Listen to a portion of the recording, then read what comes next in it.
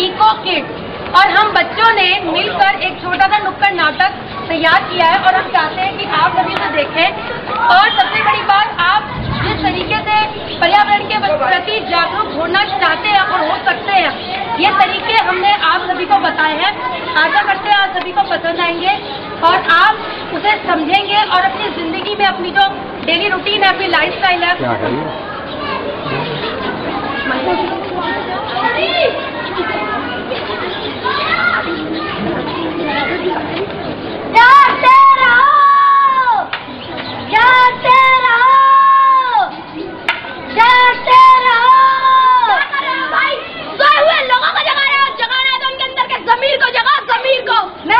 कैसे जगाऊं? मैं तुम्हें दिखाता हूँ।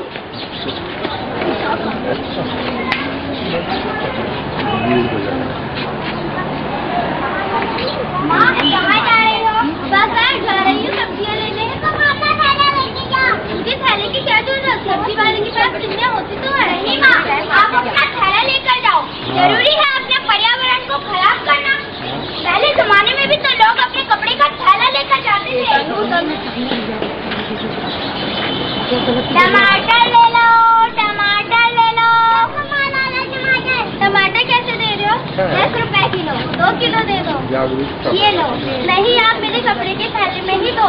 अरे वाह, अगर आप सभी लोग ऐसा करेंगे तो हम आपको सब्जियां भी सस्ती देंगे और हमारा वातावरण भी दूषित नहीं होगा। मम्मी को बताना है, पानी नहीं लाना है। पानी नहीं लाना है, मम्मी को बताना है। हाँ, हम यमुना नदी के पास क्यों आए हैं? हाँ, ये क्या? तुमने फूल और पूजा का सामान यमुना नदी में क्यों डाला है? वो भी पन्नी के साथ। हाँ बेटा, इसके सिवा कोई जगह भी तो नहीं। हमें बड़ों ने बताया है कि यमुना नदी पूजनीय है, इसीलिए पूजा का सामान इसमें डालना चाहिए, जिससे भगवान का अनादर ना हो। तुम्हें यमुना नदी तक तरस नहीं आता?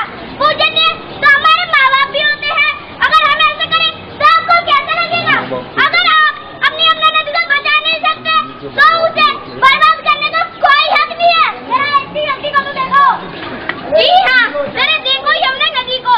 इसमें फूल में पूजा का सामान ना डालें, उसे कूदे या कहीं मिट्टी में दबा दें। हमें अपनी यमुना नदी को मरने नहीं देना है। अगर हमारी यमुना नदी नहीं रही तो हम फल फूल सब्जियाँ कहाँ से लेंगे?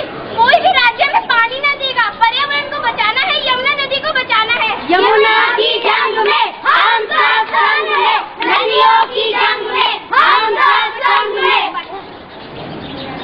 जरा सुनिए, आप ये क्या कर रहे हैं? घर की सफाई कर रहे हैं। इतना पानी बहाकर आपको क्या मिलेगा? तो क्या हुआ?